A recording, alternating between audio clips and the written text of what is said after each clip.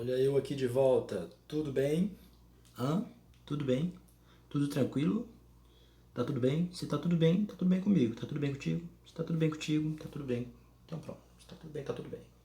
O que é que eu vim fazer aqui? Galera, a gente vai prosseguir com a nossa aula. Que aula? Se você viu os vídeos anteriores, você viu que a gente deu início ao estudo da Reforma Protestante. Então nós vimos o contexto da Reforma Protestante, que impulsionou as críticas da sociedade no século XV e no início do século XVI. Vimos os reformadores. Lembra, diz aí o primeiro nome. Diz aí o primeiro nome. Diz aí, John? Isso, garoto. E o segundo era John? Isso, garoto. Muito bem. A pergunta é, qual deles foi morto na fogueira? Responde aí.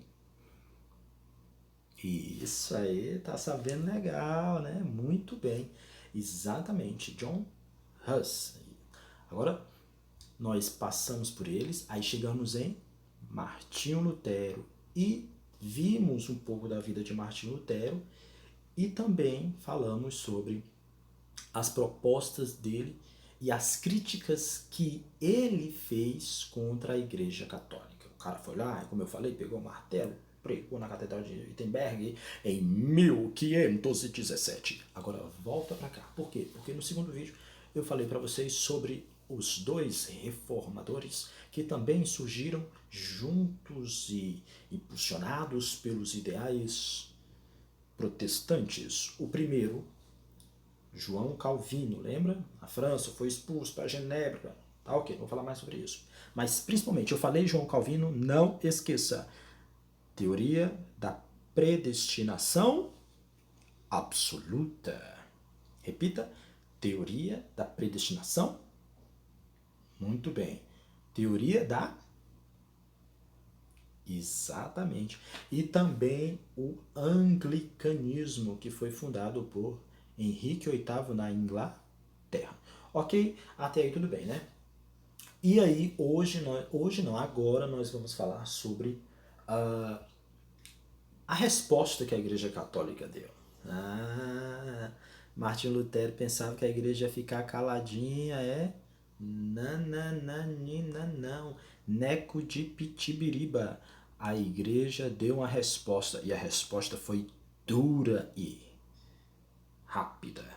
A Contra-Reforma ou Reforma Católica foi a resposta que a Igreja Católica deu para tentar limitar a expansão do protestantismo. E ela teve ajuda, adivinha de quem? De quem? Do Concílio de Trento, que eu vou já falar sobre ele, e dos jesuítas. Grava isso. Concílio de Trento e dos jesuítas. Vamos ver? Leia junto comigo, por favor. Leia aí comigo, por favor, para a gente manter uma interação aí. Vamos lá.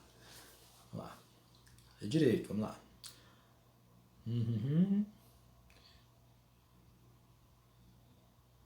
Fala um pouquinho mais alto para escutar. Não estou escutando não. Vai, por favor.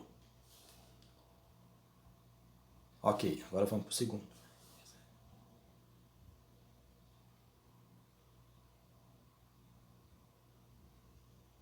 Muito bem, ó. Tá show, tá lendo bacana. Agora vamos prosseguir, tá? Seguinte.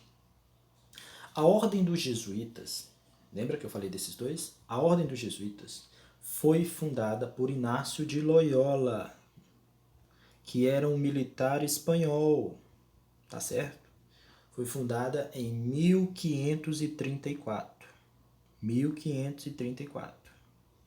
E ela pregava uma vida rigorosa, muita disciplina. Eles eram conhecidos como soldados de Cristo. E aí,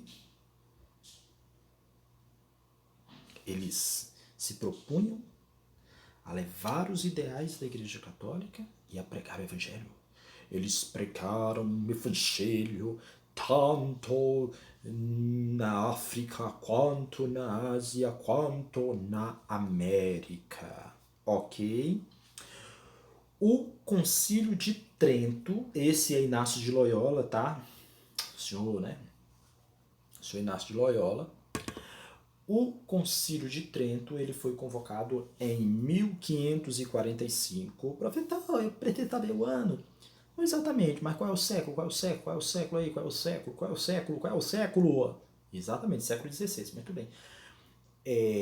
Fundado em 1545 pelo Papa Paulo III. Não esqueça aquela regrinha, até o 10º ordinário.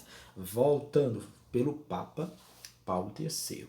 E o que é que esse concílio pretendia? O que é que ele pretendia? Hein? Vamos lá? Primeira coisa, reafirmar ou negar algumas propostas da reforma protestante, que Lutero havia dito. Então, a primeira coisa é a salvação pela fé e pelas obras. Então, o que eles estão dizendo é o seguinte, Lutero disse que só a fé salva. Esse bichinho está errado. Por que ele está errado? Porque a salvação pela fé e pelas obras também é possível. Tá? É possível. A tradição tinha o mesmo status que a Bíblia. Ou seja, a história da igreja também tinha que ser levada em conta. As revelações de Deus pós vida de Cristo, pós Bíblia, também deveria ser levado em conta. Por quê? Porque Deus se revela também na história. Olha que coisa linda, magnífica, belíssima. A Bíblia e a missa deveriam permanecer em latim. Tá? Isso vai mudar depois. Criação do Index, lista dos livros proibidos. Vixe, compadre. Livros proibidos. Tu já pensou? Esses livros aqui, todos proibidos? Alguns livros eram proibidos, tá? Não poderia se lê-los, porque você estava ocorrendo em pecado. A manutenção do celibato dos padres, a proibida comunhão de duas espécies, a criação de seminários para a formação de padres, bispos deveriam redigir nas dioceses, a reativação da Inquisição. Se você é pecador, pois você vai ser condenado. Você vai ser preso, vai perder suas terras, seus bens, você vai ser condenado, porque você foi considerado um herege. Bruxa! Muitas pessoas que foram perseguidas pela Inquisição eram protestantes, mulheres consideradas bruxas, judeus, tá? A gente vai já falar sobre isso. Por quê? Entenda. Como é que aconteceu a Inquisição pelo mundo? Vamos ver aqui. O Papa Paulo III ele reativou o Tribunal da Inquisição. O Tribunal do Santo Ofício, a Inquisição. Ele aconteceu na Espanha, em 1478, como você acabou de ver. Ele aconteceu em Portugal. Ele aconteceu na Itália, deixa eu ver. Na Itália ele aconteceu em 1542. E em Portugal, que era para ter sido o terceiro, apareceu em segundo. Portugal aconteceu em 1536. Por que eu queria Portugal por último? Por quê? Para falar para você o seguinte. Que em Portugal a perseguição ela aconteceu principalmente contra os judeus. Os cristãos novos. Quem eram esses cristãos novos? Eram judeus que se convertiam ao cristianismo fugindo da perseguição. Isso aconteceu principalmente em Portugal. Tá? Portugal. Agora escuta aí. 1500, século XVI. O Brasil foi descoberto em que ano, hein? Diz aí. Isso, garota. Muito bem, garota. Exato. 1500. Ok, beleza. Mas ele passou a ser colonizado a partir de que ano, hein? Muito bem, 1532. Tá sabendo, exatamente.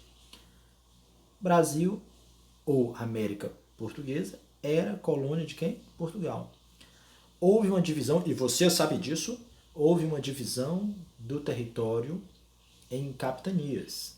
Adivinha onde é que esses cristãos novos para onde esses cristãos novos foram refugiar-se. Para onde eles fugiram? Para onde? Para as capitanias. Bahia, Pernambuco. Aí, meu amigo, muitos vieram para cá. Em 1591, houve uma visita de um representante do Tribunal do Santo Ofício. Ele passou em Itamaracá, passou na Bahia, passou em Pernambuco. E aí mandou prender, mandou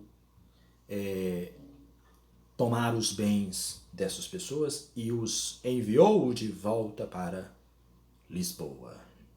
Triste, né? Professor, mas aqui no Brasil tinham africanos, tinham indígenas? Sim, sim, tinham.